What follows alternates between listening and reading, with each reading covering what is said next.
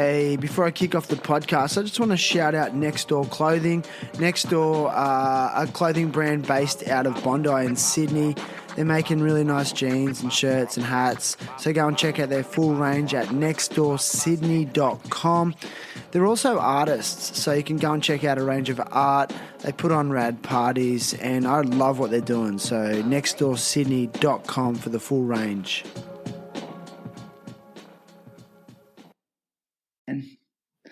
I tell you, I wish I was in Uluwatu right now. Okay, here we go. This is for Clementine and Otis. All right, as always, we'll start with a shout out to our main sponsor, Indosol. Use code THT at checkout and you'll get a 15% discount worldwide. They have distributors in most regions of the world, and you can get your pair of slides, sandals, or flip-flops. We call them thongs in Australia. They're all made from recycled motor vehicle tyres, and get on it just in time for Christmas. Delivery is fast. And if you go to Indosol, that's INDSOLE.com, and the website will automatically direct you to the distributor in the region closest to you for fast deliveries. So get on it. Now, as a surfer for many years, and with the podcast, I constantly advocate for breath work, and I've had breathwork specialist Edward Dangerfield on the show. I've also had a lot of discussion around Wim Hof breathing method in terms of, building my lung capacity, but also as a form of meditation and emotional control. And it's done like vast wonders for my mental health. So I'm so stoked on a new affiliation I have with Survival Apnea. Now, it's a course that you can do online. And if you want to improve your ability to hold your breath, build confidence in the ocean and ocean resilience, you've got to do the Survival Apnea course. Many big wave surfers around the world are doing this in order to build their understanding of their personal limits in heavy water. And but it's not just for big wave surfers. It's for all surfers and all ocean lovers. And what I've found in the time I've been doing the course myself, it's just giving me this like focus and confidence in my everyday life that I wouldn't usually have. And I've just got this thing like, if you can master your emotions, when you fight that primal urge to breathe, it feels like life's problems are just less significant and you just feel resilient. And so I'm just absolutely loving the course, and I'm so grateful to be affiliated with the guys at Survival Apnea. It's a beautiful course. And if you go to their website, that's Survival Apnea, that's SURVIVAL apnea, APNEA.com, and use code THT podcast, all one word. If you use that code at checkout, you'll get a 20% discount, but it's not so much about the discount as it is about building your cardiovascular fitness, your personal confidence, and I think ultimately your mental health. You improve your mental health. These guys have been affiliated with Drifter Surf Shop. They work out of Bali, and but also they work, with people all around the world online. And so if you want to make a difference to your life, go to survivalapnea.com and use code THT, and let's do this, man. I'm so stoked. Now, I've got a really awesome GoFundMe that I really want to share with you guys. It's the Baby Rylee GoFundMe. Now, if you want to make a serious difference to a family's life, here is your chance. Like, this is an opportunity to give back to the world. Now, baby Rylee was born with a traumatic brain injury known as HIE. Now, in her first weeks of life, Rylee experienced up to 200 seizures per day, severely hindering her development. Despite a grim diagnosis that indicated her brain would not start to make connections and thrive, her parents, Amy and Logan, haven't given up. And as Rylee approaches her first birthday this 15th of December, just before Christmas, she's slowly beating the odds. Now, obviously, this has led to a massive financial strain on the family, who desperately need to get Rylee to the Napa Therapy Center, which will provide her with the unique therapy that she needs and dramatically improve her symptoms and development. Now, their goal is $10,000, and that's Australian dollars, and they're already up to $3,500 Australian dollars. So let's make this family's Christmas for them and get them over the line. The link will be in the show notes. But if you want to go to their GoFundMe, it's the Baby Rylee, and that's spelled Rylee, GoFundMe. And a big shout out to Jolie Munza from Yoga Co. That's YOGAKOH. And she's organised and raised awareness for this beautiful cause. I'm having a good time. You are? Yeah. I can tell. And we are rolling too. Terrible happy talks. Terrible happy talks. Terrible happy talks. Terrible happy talks. Today's guest is Augusto Vegas. Augusto is a Peruvian big wave surfer, free diver, spear fisherman, all-round ocean enthusiast, and founder of Survival Apnea, a specialised course designed to build physical and mental resilience in and out of the ocean. Augusto's desire to live his best life and to live a life on his own personal truth has led him to embark on nomadic adventures throughout South America, Europe, Africa, Asia, before finally landing him in his current home on the island of the gods, and yes, my favourite place in the world, Bali. So today, Augusto is with me live from Uluwatu to share his journey, experiences, challenges, and hopes for the future. Augusto Vegas, welcome. Thank you so much, Sean. I am too excited, maybe too excited. I'm very happy we've connected. Very grateful for the space, and congratulations, because you've created an amazing platform for people to express. And I think that is the best way humans can learn from each other. So once again, thank you for this opportunity. Learning from other humans, has that always been a personal philosophy of yours? Yes. And of course, initially unconsciously, but as I started growing up in life, probably the biggest answer I was asking myself constantly is, finding a life purpose, or why am I alive, and how I'm supposed to live, So, and I think it was, I am very grateful that I ended up a surfer, because I still remember the day I was 16 years old. I was surfing a surf break near Punta Hermosa in southern Lima. And I started to wonder, hey, I'm about to finish school. I am supposed to go to a university and study a career and then get a job. And then that job will give me like a month's holiday a year. And I'm going to work most of the weeks. But what if the surf is good on a Wednesday? And I'm like, I'm supposed to be in the office. But so the ocean cycles doesn't respect the life I'm being imposed by society, let's put it that way. So that was one of the most important moments when I questioned, maybe there is another way to live, Of course, as a 16-year-old Peruvian studying living a very conventional life, it was a very hard question to answer straight away. But it just put that little spark in my heart that started to be my north when it came to making decisions. Like so many times I was put in this situation where the job opportunity was so tempting to go for, because it'll make my life so easy. However, it wasn't in the direction my heart was pointing. So I was like so many times like, please, life, just let me take this, But deep inside me, I knew that I wouldn't be at peace with myself. So luckily, over years, eventually everything started to make sense. But of course, it hasn't been an easy journey, but a very worthwhile one, Man, I agree. Like, it takes courage to step out of the mold that society wants us to fill. Do you know what I mean by that? Yes, absolutely. And to be honest, of course, it's a very personal decision. I have a lot of friends, including my siblings, my sisters, brothers, and so many people I know, I guess, live what most would consider a conventional life. And to be honest, I don't question their decisions, because in my own journey, so many times I felt lost and super challenged. So to the point that I wouldn't wish it on anyone, to be in those dark corners where you're like, what will tomorrow bring?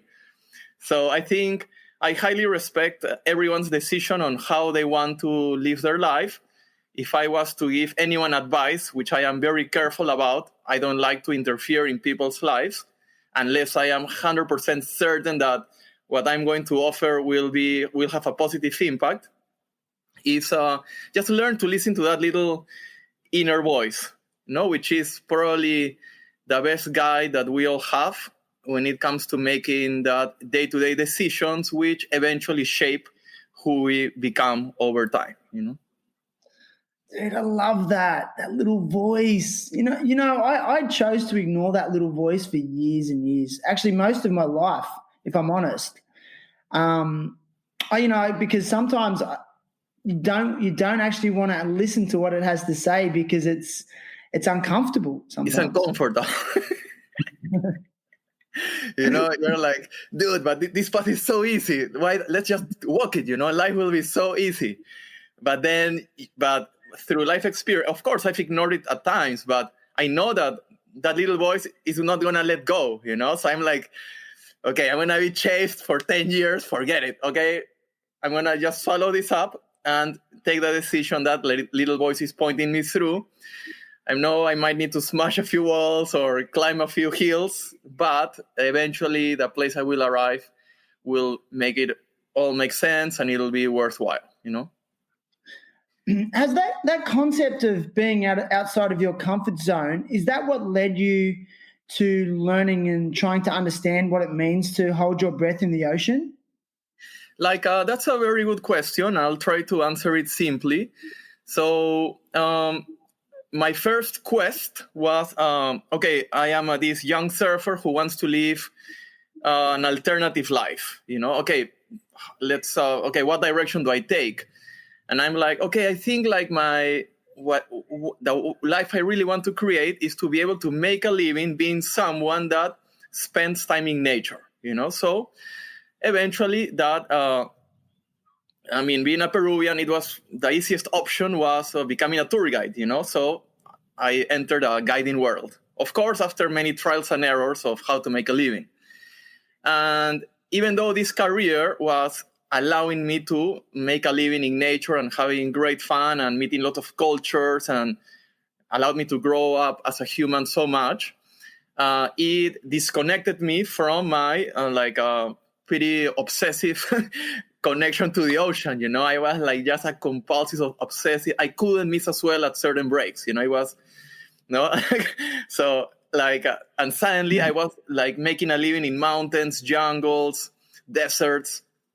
And it started to challenge me in a very different way. I was very introvert, very shy, and suddenly I had to take care of people from different parts of the world and deal with different types of problems. So I started to grow from an angle I had never had the opportunity to grow from. But this journey kind of created a bit of a disconnection from the ocean. So through this journey, I eventually ended up being a tour guide in Southeast Asia. I was like, perfect, Indo is closed, so I'm taking that opportunity. And one day I was in Bangkok, back in the days before the phones and laptops, we had to go to internet cafes to like do our accounts and stuff. And I bumped into the brochure of a freediving school. So suddenly, I read in this brochure, hey, we'll teach you to dive down to 20 meters, to 40 meters. I'm like, I want to meet these guys, So because in that, I saw this is my opportunity to reconnect with my ocean life. And believe it or not, I spent a few months with them, training, learning, everything I knew of what I could do underwater just multiplied. And suddenly, I had found my, not excuse, but I found life redirecting me back into an ocean life, which is kind of, I would say, my deepest, truest self. And it sent me on a journey where I discovered I had a teacher inside me, like I had spent a few years guiding. I'm like, what next? Suddenly I realized I can teach. And a few years after teaching freediving for depths and working as a health coach, like mainly teaching stuff, I realized, hey, dude, like you have all these years surfing this big wave spot in Lima, in Peru, where I had all sorts of experiences. Like a few times I swear, okay, this is the one. One more wave and I'm not, I won't make it, and I'll get 3 more. Oh shit, I'm still alive. And then so all that combination of becoming a teacher plus my surfing experience suddenly started to, I guess, made it more and more obvious of what was my real gift to share with the world. Like sort of many authors say that at some point in your long journey of life, you're going to open your eyes to what's your gift, and if you manage to identify that and figure out how you can share it with others, suddenly life just takes another level of meaning, So, and in my case, I committed to start to share this since 2014. And to be honest, the journey hasn't been easy.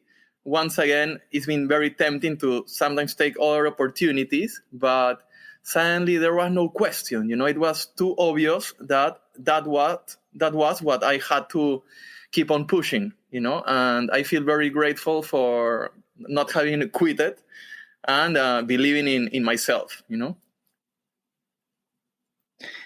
we go back a little bit when you said you're in Thailand and you found an advertisement for a free diving course? Yeah, sure. Did you actually, so you did that course? Was that your first experience with going to depth and holding your breath for longer periods of time? Is that where, where it all began? Back in Peru, back in Peru, I was a surfer, spear-fisherman, but all very self-taught. It was finally in Thailand where I suddenly met someone that could educate me in the breath holding skills and underwater techniques. No, that was the first time ever, and they didn't only show me that; they also showed me that there was a teacher inside me. And once I discovered that, it really made me very enthusiastic of the new career I could suddenly create for myself if I was willing to, which was starting to share knowledge and make a living out of it. I'm really curious to see what your first experience was. I know for me, a few years ago, I did a 12-week Wim Hof breathing course. Okay. And it was my first experience personally with actually holding my breath and then experiencing the struggle, that primal urge to breathe, and then trying to get beyond that. And I'll never forget the panic I got to. I remember the first time I got past 1 minute of holding my breath, my mind was just going mental. I was every worst case scenario, oh, you're going to black out, you're going to give yourself brain damage. And it was telling me that everything about it was wrong. But the Wim Hof course kept saying, this is where you have to focus your mind, and this is where it becomes more mental than physical. What was your first experience like when you first started grasping the concepts of struggling to breathe? Well, my first experience, being coached in this was I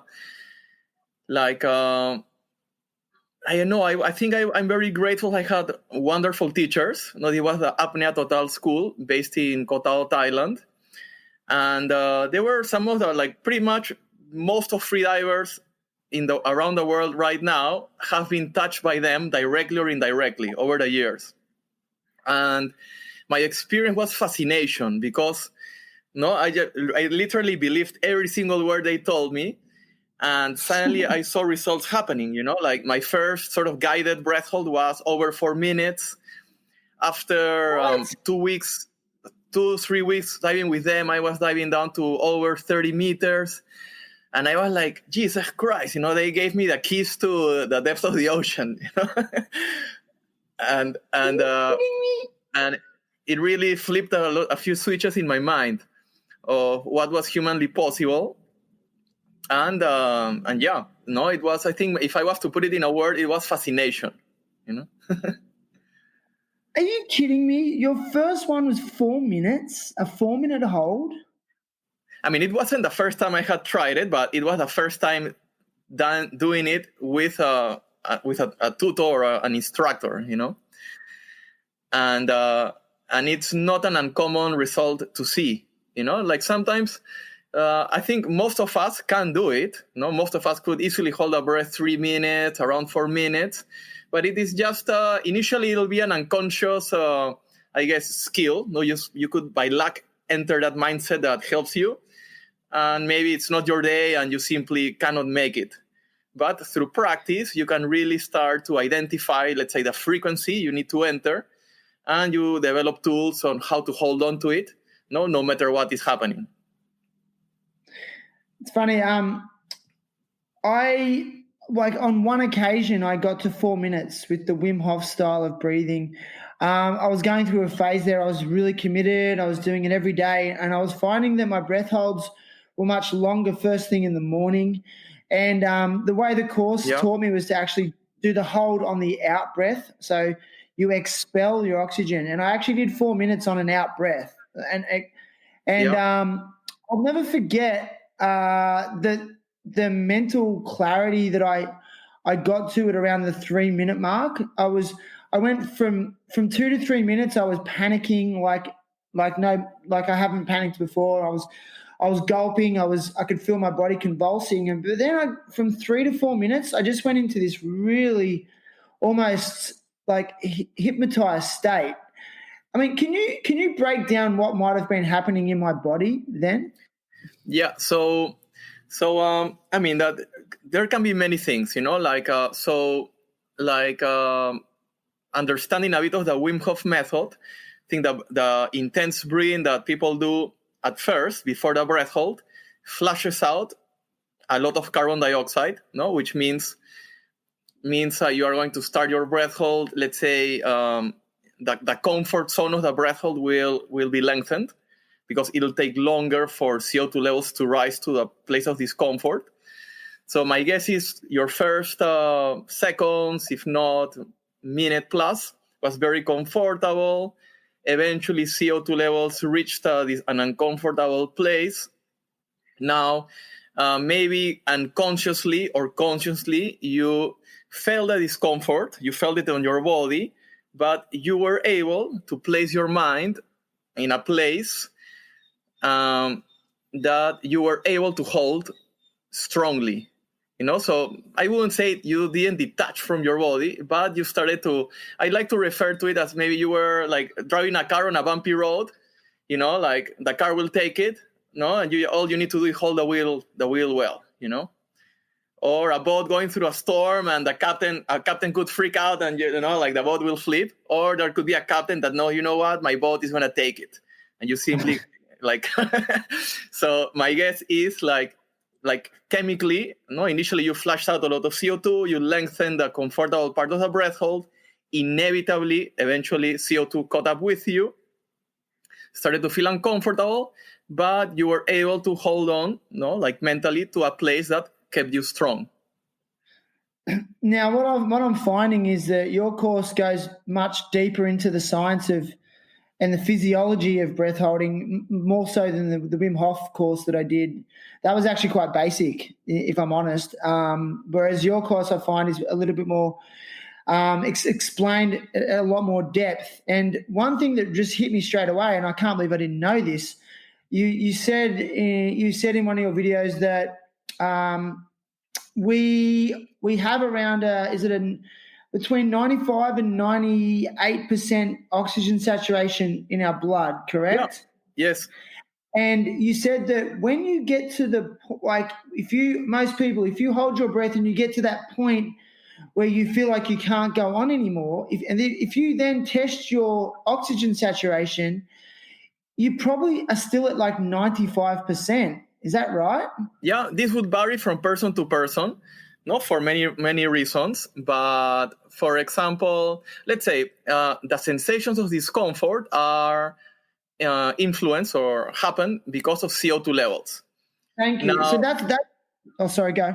Excuse me. So imagine two versions of you. No, there is a version of Sean that doesn't like sport. You're sitting in the house all day, and you go to a big building and you climb up to a third floor and you feel out of breath, And then there is another version of you that does a lot of sport. Let's say you do martial arts, you go surfing, you're doing intense sports that make you feel breathless quite often. Which means that when you go to that tall building and you climb to a third floor, it's going to feel like nothing. No? Why? Because through your daily habits, who you've become, your sedentary version has, let's say, a more fragile CO2 threshold, whilst your more resilient version has a much higher CO2 threshold. That means that your inner systems can tolerate much higher levels of carbon dioxide. So let's say both versions start with the same amount of oxygen, no? Because an average healthy human being will be almost saturated. You don't need to breathe in any special way to bring more oxygen because it is not possible. See, sorry to jump in there, but see, this is, I think, one of the biggest misconceptions when people are struggling for air. They think that they're out of oxygen or that oxygen has been depleted, but they're not really. They're being choked by CO2. Yes, the thing is, CO2 has a very strong effect on the blood's chemistry. And the blood, like a river of life, let's call it like that, needs certain characteristics for the body to work properly. So, for example, let's actually talk about a river. No, if you change the salinity, the minerals, etc., suddenly the fish die. Whilst if you optimize it, it can be a very healthy environment. So same with the blood. No, if your blood has too much CO2 and gets too acid, suddenly the blood can lose some of its functions, can become a toxic river. And same, if you flush out too much CO2 and the blood gets too alkaline, also the body doesn't like it. That is why the sensations of discomfort are an indicator that let your body tell you, hey, please start breathing because we want to flush out some CO2, our blood is getting too acid. No, it's a simple way to put it. So let's say someone with a more resilient system is a system that can take it. No, it'll feel breathless, but the body has a buffer system that says, bro, I have your back. Keep holding your breath. I'm going to neutralize this acid. No, and some areas of the kidney release these chemicals, and it controls the pH, so you can keep on going, which explains why some athletes, don't quit. They actually accelerate when most are decelerating. And why someone on a breath hold could feel like, oh my God, I cannot keep going. And the guy right next to him, they both have the same levels of oxygen, but the guy right next to him can actually stay calm, can maybe feel discomfort, but he's comfortable with what his body can take him through. Okay, teacher, guru, Sure. I got a question. A question. So this might be a silly question, but I don't care. We can pass out from a lack of oxygen, but can we pass out from CO2 discomfort or CO2 poisoning? To be honest, no, it's a great question, and actually I get it a lot. Most of the time my answers to my students is, if I may say the bad words, it's like, bro, you have no fucking idea how hard you can train yourself. Forget it.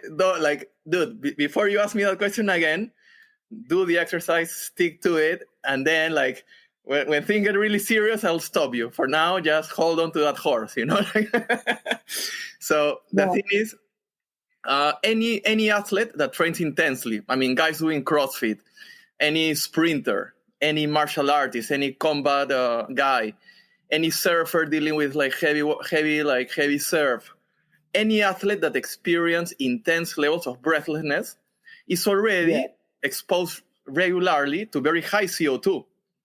And they are not breaking, they are not, let's say, dying, they are actually getting stronger. So let's say you can get intoxify yourself with CO2, but for it to be let's say, dangerous, it usually has to come from an external source.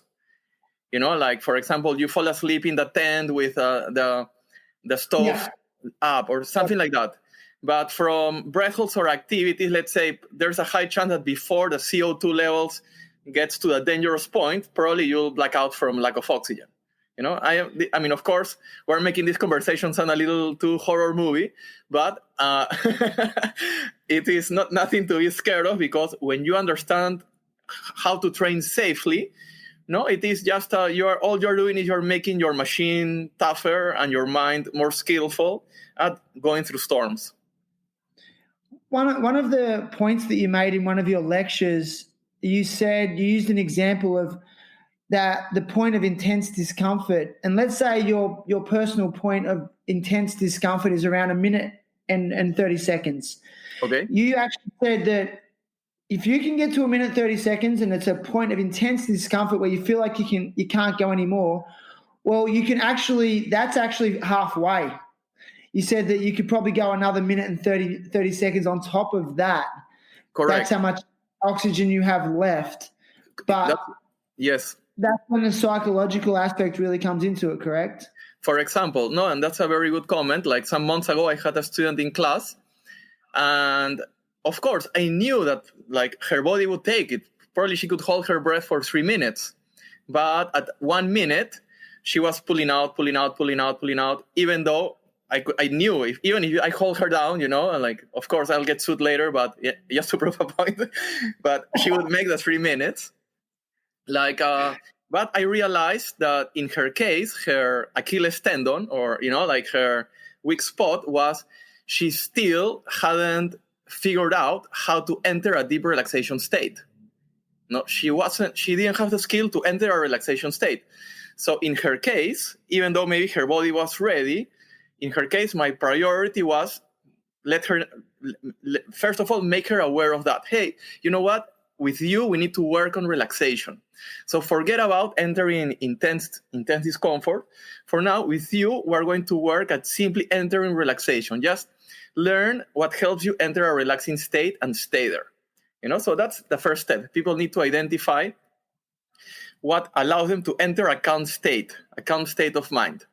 Because from that calm state of mind, then everything that comes from there is just pure positive. You know, you need to enter in that space because it allows you to observe what is happening within and start learning. So physiologically and scientifically, you knew that she had plenty of oxygen. Yes. But like as an example, it was more just the discomfort and the situation. And was she immersed in water? Yeah, we were in a swimming pool. Mm-hmm. And but also that same condition, as to put it, was chasing her in her surf. She was constantly surfing in a state of anxiety, always thinking about the next wipeout. You know, so suddenly, it was, hey, in your case, it's not about, for now, forget about holding the breath for longer. For now, let's start figuring out a way to enter a state of comfort, calmness, and relaxation. Forget about the challenge bit. First, we need to get familiar with what comfort feels like. Because when you become familiar with what comfort feels like, what relaxation feels like, what a calm and focused state of mind feels like, that becomes like a home, you know? So whenever, let's say, you're anxious or you're worried from whatever, it's very easy to identify, I am not home, you know? So, but if you know what home feels like, then you know how to get back to it or how to find it, no matter the gnarliness of the situation, if that makes sense. Yeah, it does. So it's almost like it's a reprogramming. It's a reprogramming. And I like that you use the example of, like, you know, she, may have been surfing with anxiety, worried about the next wipeout. So then it's kind of affecting her, whole experience, not just being underwater. It's ruining like the whole surfing experience. No, exactly. Sometimes, and you can even be unaware of it. No, sometimes you'll get out of the house and you haven't even arrived to the beach and you're already anxious for what could potentially happen, you know? And the same way it can happen when you are going to surf, it can also happen when you are coming back from surf, you know, and a clear of how it affects in your day-to-day life, you know, like as we are all aware, we've all been through some very uncertain times, like the lockdown, and I remember we would like sneak into Ulus, like surf, have like 2 hours of glory. And then on the way back home, I'm on the scooter and suddenly anxiety fills me in. And I'm like, oh my God, like, how am I going to get through this week? What about the next? And if I wasn't careful, suddenly like my whole day will be filled up with these sensations, And then, but I mean, not that I am bulletproof, of course, like I get hit by life. But I guess having that awareness like would allow me to spot straight away, dude, like you're getting anxious unnecessarily. Just stay calm. You're gonna get over it. It's gonna be fine. Or just like start the same way. Like there's like the weakening negative talk. No, you can also develop the skill of developing your strengthening talk. Your centering talk. Sometimes it can come through the mind, or sometimes simply through sensations. You're like, I don't like how anxiety feels. Okay, what feeling do I want instead? Oh, I want that feeling. No, so for example, I'll just accelerate in the scooter and pretend the wind is blowing anxiety away from me. And before I knew it, anxiety just left me, and I feel, oh, cool, I feel better now, and my day continues. But all that comes to awareness, being able, like recognizing the importance of awareness in the day-to-day, because it becomes an amazing north, when it comes to making decisions and seeing how you're choosing to think and behave. Yeah, I love that. And for me personally, I always really struggled with meditation. And yes, I very much have a very active mind. I'm predicting the future constantly, or I'm reflecting on the past constantly so I don't make the same mistakes. Never in the present moment, And what I found with breath holding, for me, with that kind of monkey mind, it actually allowed me to be in the present moment. And it actually taught me how to meditate. And it also taught me about who I am as a person. It actually helped me to understand my mind a bit. And I realized that I'm actually quite weak in the mind. And that was something that confronted me. I was like, wow, like when the going gets tough, when I can't breathe, my mind will just, turn on me and tell me that I'm crazy and tell me that, you're going to choke to death when it's not true. And so for me, the biggest thing to come out of it was this mental resilience that you speak of and bringing me into the present moment. And that's where I feel like breath holding is such an amazing thing for everyone, regardless of if you're a surfer or a diver or a spear-fisherman. I think if you're a corporate businessman, I think you could benefit from it in all aspects, personally. Yes, I totally agree with you, and for 2 reasons. One is how easy it is to enter a breaking point through breath holds. Like you hold a breath, and it only takes a few seconds or a couple of minutes to start experiencing a level of discomfort that it'll be hard to recreate safely otherwise. So that it is a very effective tool to simulate an intense challenge. And the second positive side of it is like it is a very accessible training tool. You can literally train lying on your bed. So that makes sense. Like for example, a very good friend of mine is training in his car in his lunch breaks. So I'm like, dude, like, and he's getting results. He sent me his pictures of his results on WhatsApp, and like, bro, okay, tell me what's going on here. So that's a clear example of if you actually want to work on your mind and learning how to be present, working on the skill of relaxation, of learning how to deal better with anticipation, anxiety, breath holds. I mean, you wake up earlier than usual, and little 10-minute, 15-minute session, you're already working. It fits on everyone's life. So that's another benefit of it. Oh, dude, it's the best. And you don't need anything. You don't need equipment. And exactly. I know that when I'm doing it regularly, I surf so much better. And actually, that one time I did a 4-minute hold. I mean, for me, it was just like it was like a mental achievement. And I remember that day I went to work and I felt like I had some kind of superpower. Like I just felt like untouchable. Like I had this feeling of like I can do what other people can't. Like I was superhuman. And it was like one of the best feelings I've ever had. But sorry to keep going on about this because we have talked about it a lot. But another thing I notice when I'm doing a lot of deep breathing and breath holding is that I very rarely get ill. Like it's like it builds my immune system up or something. Like I am less likely to catch a cold or get food poisoning. I just feel very like it's like my immune system got fully charged or something. I just feel like unstoppable in that respect as well. Yeah. So Do you think there's any truth to that? like how I would what would be the bullet points I can talk about on what you just mentioned is simply by focusing on something, in this case breathing exercises or breath hold exercises, you tame your mind. Let's say you could be a very anxious, nervous person, you're overthinking all the time, but for 10-15 minutes of your day you're doing breathing and breath holding exercises. Suddenly you are giving your mind a space in which it has a bit of a structure, a track, from where it cannot escape, which could then have a very positive effect on the rest of your day. So let's say you start your day with the right food and your levels of stress for the rest of your day are going to be less than usual.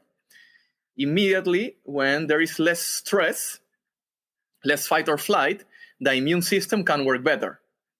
So that'll be one side of it. Also, if you, through breathing and breath holding exercises, you can also develop the skill of develop a healthier breathing habit. A healthier breathing habit for the day-to-day means a better balanced blood chemistry. A river of life that works better, delivers the goods in time and takes the trash in time. So those would be my two ways to say it. On one hand, you're reducing stress, and in another, you are creating a healthier inner environment. Yeah, stress. I mean, stress is the biggest impact on the immune system. Let's face it. Absolutely. And I have a story about it. And when I was talking about teaching health, I would use my anecdote to talk about how stress broke my immune system. So early 20s, young kid, trying to answer my question, how I want to make this alternative life. I created myself I was on a mission 24/7. My brain wasn't stopping on how am I going to make this happen. And I felt great because I was trying, but I wasn't being aware that I was keeping my mind overly active. So in a few months into this, I started to develop a very weird sleeping pattern. I would wake up at 2 a.m. and I wouldn't be able to fall asleep until 4. It was guaranteed every night. Wake up at 2, sleep again at 4. So it became my movie watching time. I knew I would watch a movie because I wouldn't be able to sleep. Anyway, a few months of this, I developed an allergy. My skin would rash completely from head to toes. I had no idea what was going on. And I spent months on antihistamines, really trapped, helpless. And it wasn't until I finally bumped into a Chinese doctor who started to see a problem from a deeper end. He told me, bro, your body has lost balance. So we don't know what caused the lost balance, but it has lost balance. So I'm going to help your liver clean your blood quicker so you can regain balance. And that combination, changed my diet. I had to drink these teas every day. This doctor helped my body regain balance. But I hadn't really figured out what had caused the break of balance initially until 10 years later when I entered the health industry and I realized how stress affects the digestive and immune system, which I had basically decalibrated my immune system and basically created an allergy for me. Stress will do that, bro. Yeah. Sorry, I got a bit distracted. I was listening, but I'm trying to do another 3 things at once there. But and I'll tell you what, man. I know what you mean. When you look at the epidemiology around cardiovascular disease, so much of it is linked to stress, like heart attack, anything CVD, like peripheral vascular disease, stroke. It's all linked to stress, high levels of adrenaline and cortisol constantly pumping through the system, correct? 100%. Like, And I hear you, sorry. yeah, and I think us humans have just overcomplicated things when really we just need to slow down a little bit. Let's face it.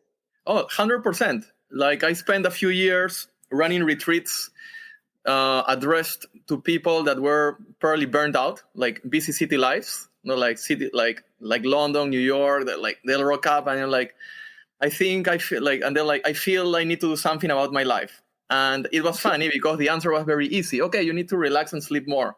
But of course we couldn't just say that, like we were getting paid to like deal with it. So but a big component of the program was education and making people aware of what happens. The thing is, the human body is an extremely smart survival machine that has been this shape, pretty unchanged for like thousands of years, and we arrived to that shape through millions of years of evolution. So the inner software that we have, it is super wise, it's designed to survive, but it is very old, it's very primal, so it's designed for a life, let's say, in the wild, where humans were used to live very in tune with nature. And nature in itself took care of basically making us follow a pattern, as a life cycle, a day-to-day habit. Now we have electricity, we have walls, roofs, we have a fridge. So it is, let's say, it's easy to, live a life a little bit away from the ideal natural rhythms.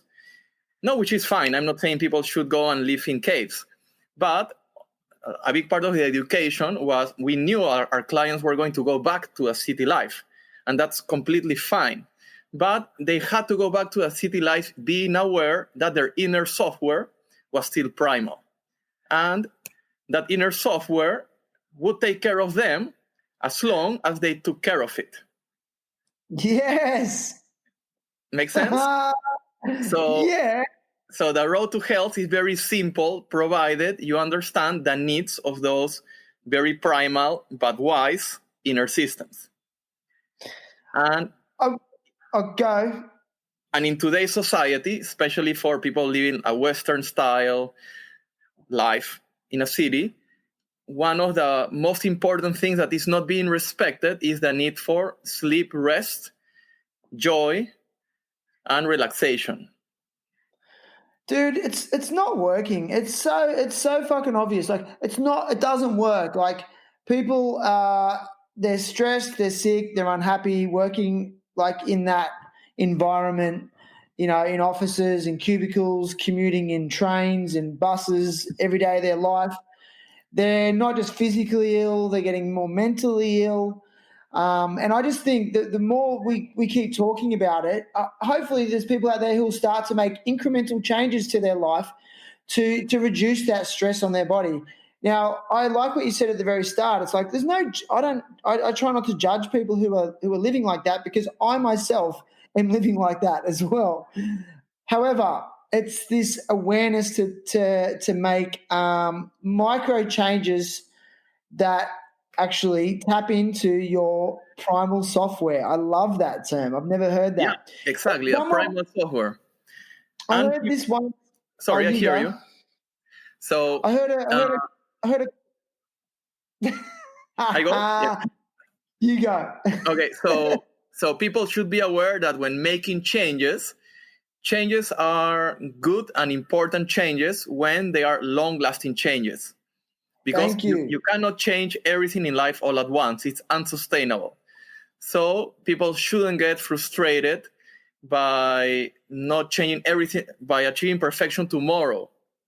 No, all they need to do is probably spot 5 things they want to change in their life and start with number 1. Okay. For me, for example, I love learning new stuff, but I'm aware I cannot learn everything at the same time.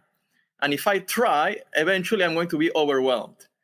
But I find peace again when I narrow my list into the one thing I can follow consistently, because that will transform me. If I cannot stick to it consistently, it won't be transformation. And if we are talking into like actually improving our lives, you need to start with the one thing that you can hold on to long enough that eventually becomes part of you. Yes, dude. Oh man, I love that. Yes. Yes, Augusto. Dude, it's the best. I once heard a quote from there was a guy called someone Sisson, Mark Sisson. He was a health advocate, nutritionist. He wrote a book called The Primal Blueprint. Yeah. One of his quotes was he was really actually on the forefront of that paleo movement, which I still think is a really awesome lifestyle approach to healthy living. He one of his quotes was that your body is smarter than you, and we forget that your body is more intuitive and knows what it needs more than you. And once you start tapping into that, you can actually start to learn what your body needs and how your body feels and works, and start to self heal and not look for external sources to heal you. You can heal yourself. You can make the right decisions. And this is like that's really cool, like taking that ownership of your own personal health. Yes, absolutely. I completely agree with that. And a great example is a lot of ancient traditions would involve at some point an element of fasting or gut cleansing. No, for example, you have Ramadan, and people are like, like huge fast for long periods.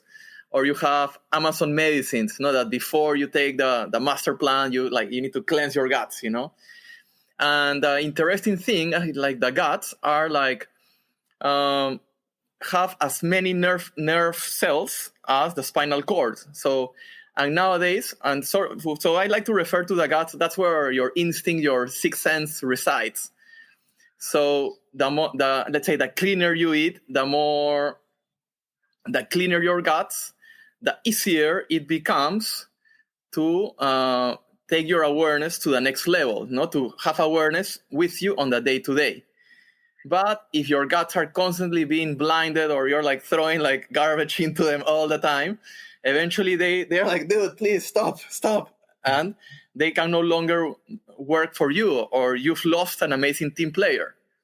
So I think connection to the guts, it's a great one to, if I was to encourage anyone, it's like, hey, experiment with food, try different stuff, make importance in not like playing with diet, not to change weight or change shape, but simply to tune in better with you, It's a good point. I find too when I'm not eating well, my thinking gets cloudy, it gets confused.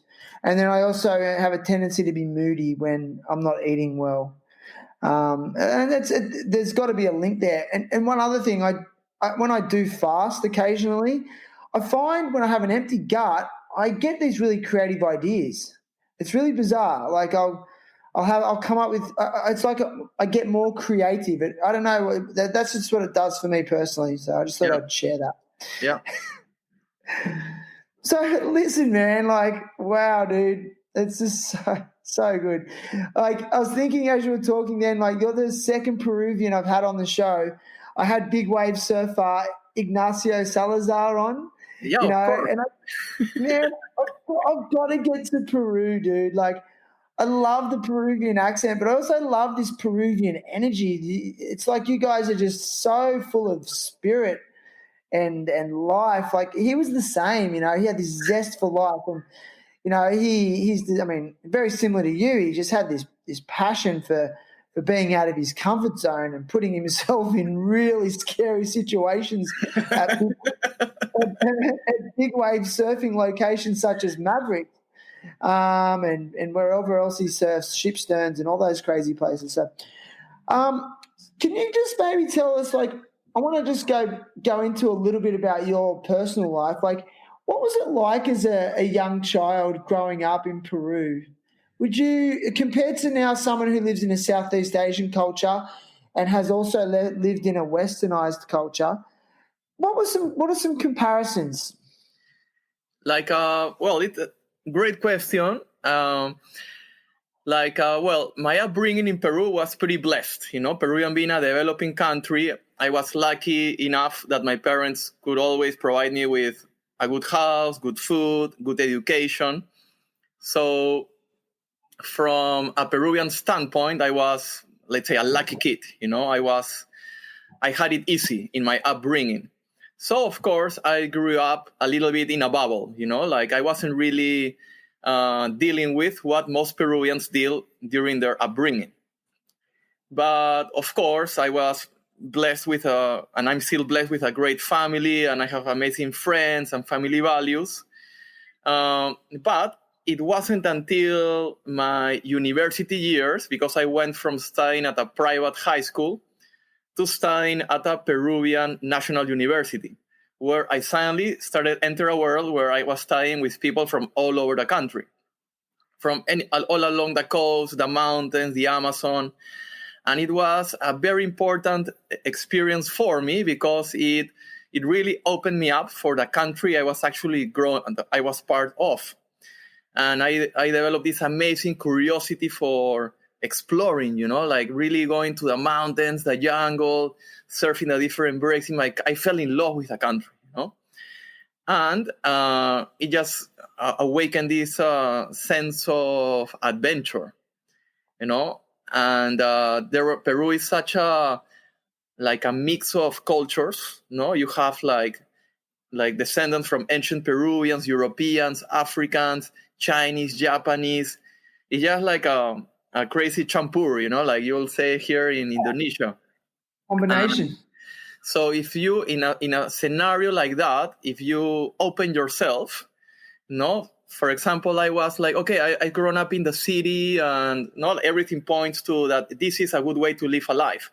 But then I'll be traveling through the Andes, and I see this old lady sitting in a corner, and I'm like, hey, see, she's another human being and has had a very different upbringing than I, but we're both human, and we're both born on Earth and at a similar time, so we both have the same chance of living a meaningful life, but she's doing it in a different style, So growing up in Peru really helped me to open to the idea that there were many ways to live a life, And of course, also came together with all the fascination, depths, legends, and myths from the ancient Peruvian cultures, that it really that go beyond the day-to-day. There's a lot of spiritual things or legends or beliefs, and it really helped me, I guess, get lost first, but then eventually find myself,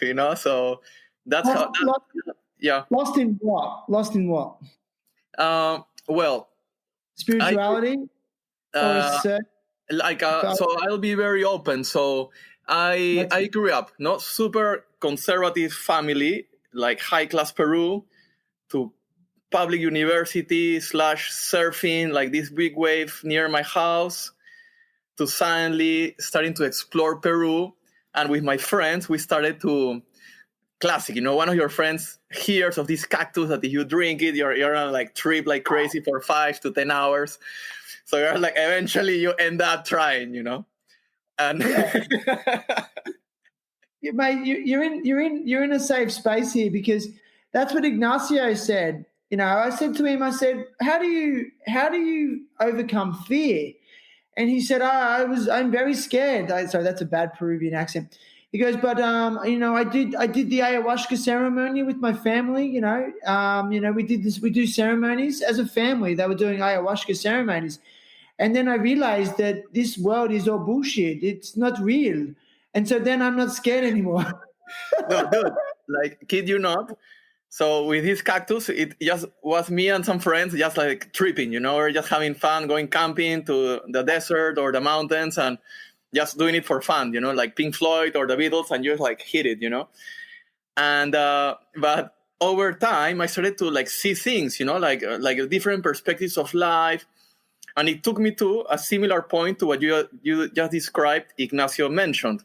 Suddenly, all the anchors I had of reality, like, okay, this is what is real and this is how you should live, suddenly were chopped. Boom, boom, boom, boom, boom. And suddenly you are there in outer space thinking, my God, if all of that is not real, then what is real, And Wow. if you put yourself 20 years old, without much guidance, suddenly the question of how I should live my life suddenly gets like huge,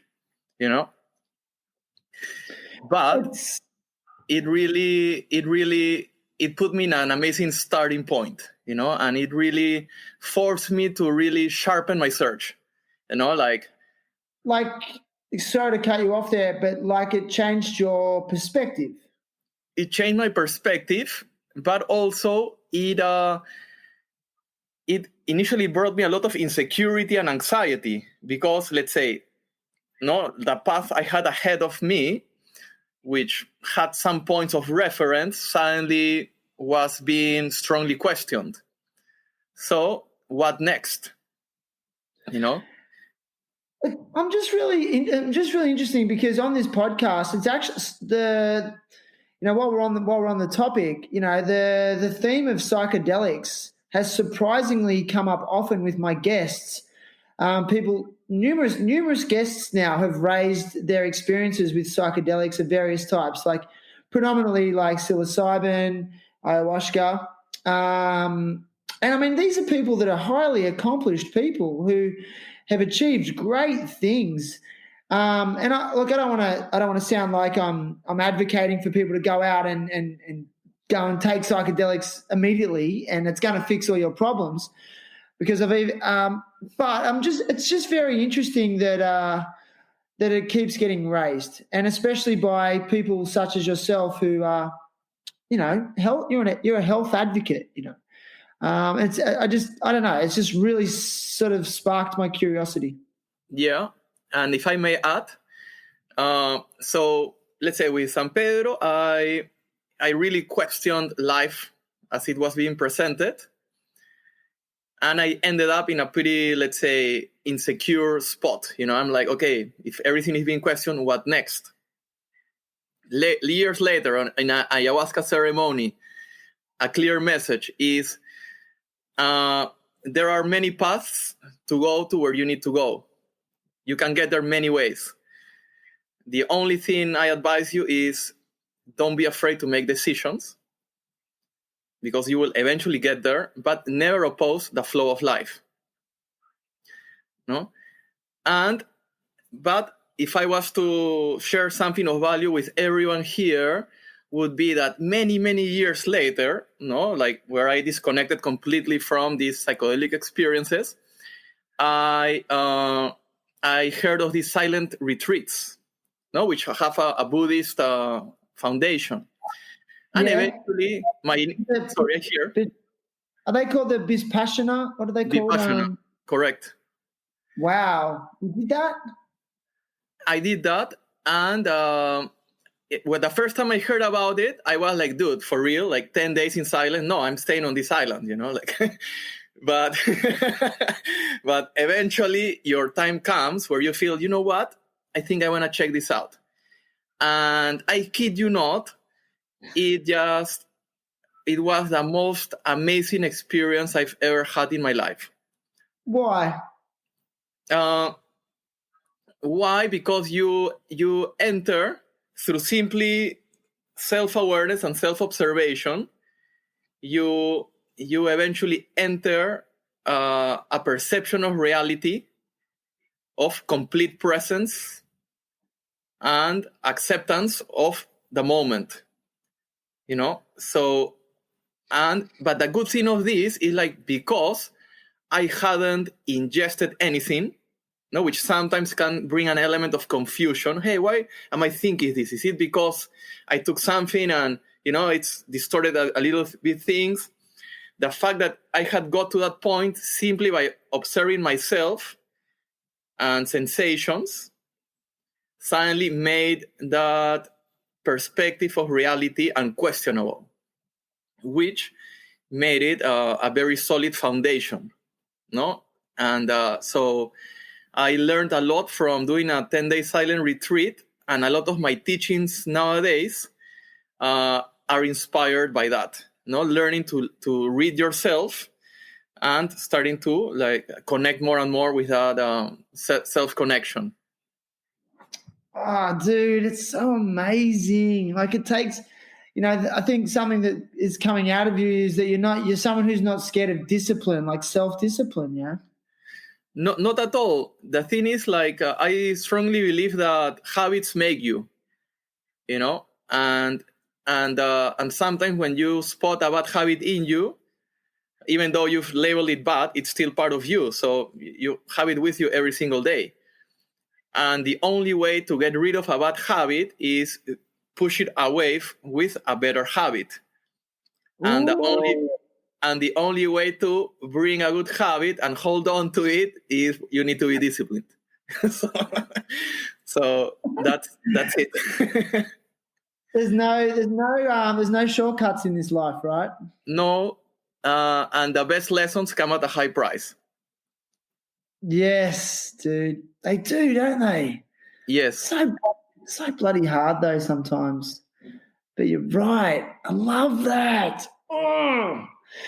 Well, man, listen, I don't know, like it's been epic. Like it's been like over an hour and 6 minutes, and it's like I am just so like in awe of what you do. I mean, and inspired. I mean, I can't wait to continue with your course, and I just can't wait to keep to learning more about myself and my struggles. And like I said, for me personally, the benefits of doing this breath holding have extended beyond the ocean. Like I surfed today actually, and I actually dove down and did a breath hold underwater. Just nothing serious, just to try it out. But already I'm like, next time the surf's big, just knowing some of the data and the information you've given me around how actually oxygen saturated we are, already I feel my confidence like already there because I have knowledge.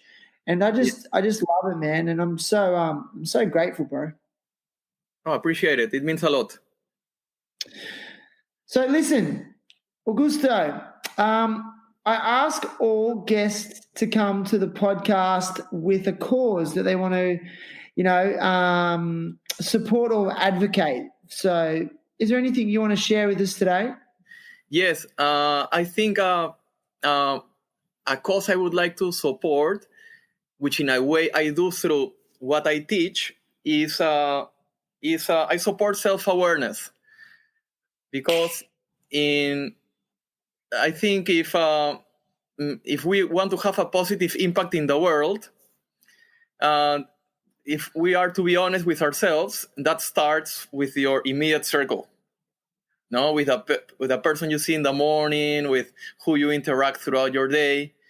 And the best you can do is through self-awareness, you can really work on, let's say, self-improvement, which will make you a better member of whichever community you are in, and eventually, pass on whatever goodness is passing through you. Dude, I love that. It's like that saying, if you want to change the world, you've got to start within. Exactly. And it's a hard one, The hardest one, dude. Yeah. People spend their whole lives trying to numb themselves away from that. So thank you for advocating for self-awareness. Hey, I'm just on a side note, where did you learn to speak English so well? Well, luckily my parents provided me a good education as a kid. So it started with my years of primary and high school, and then with my job as a tour guide, where I was basically working in English all the time. Amazing. It's great, man. And I'm just, I love it. I'm like I said, I love your accent. It cracks me up too. Anyway, thanks for doing that audio for. Yeah. No, it's funny because Ignacio actually lives in my local area in Australia here now. All right. Australians love him, everywhere he goes. It's just like, I think Peruvians and Australians are very similar. Actually, I think Peruvians are like the Australians of the South Americas. Yes, I would agree on that too. No, it's cool, man. So I'll put a link to Augusto's survival apnea course in Augusto's show notes, and you can find that on www.terriblehappytalks.com. You'll also find links to the various other platforms that you can find this podcast, such as Apple Podcasts, iTunes, Spotify, Google Podcasts, Buzzsprout, Stitcher, iHeartRadio, and TuneIn Radio. And please go ahead and subscribe on all those platforms and find the platform that works best for your device. And if you actually write a review on any of those platforms, it just really helps the show. But either way, I'm just so stoked you're listening, so thanks very much. Now, listen, Ignacio, I've got a couple of presents for you. Our friends at Indosol will be checking a pair of shoes from their Canggu store down to you in Uluwatu. So you'll be getting a pair of Indosol slides. Thank you so much. Yeah, and they give every single guest on the show a pair of shoes, and they've supported me from almost day one. And they are like you; they're driven by an innate sense of purpose to do their part for the world and humanity. And it's these little ideas where big things grow. And I think, Augusto, what you're doing is very much in line with that. So yeah, if you go to the survivalapnea.com course and use code THT podcast, you'll get a 20% discount on Augusto's course, and you'll have access to all the information and all his online videos. And it's a staggered course, and you'll have access to Augusto, where you can have one-on-one conversations with him and tap into his vast knowledge and really just become the best version of yourself. Is that right, Augusto? 100%. So, bro, listen, man, is there anything else you want to say? Like, is there anything else you want to finish on? I guess I'm just feeling very grateful right now. No, I think it's not very often do I get chances to have a conversation like this. And it's a type of conversation that you shouldn't push, like it just happens. And in our case, it has happened organically, and I love it. And so right now I feel very grateful to you and to the space and to the listeners. So yeah, that's how I feel right now. Thanks, brother, man.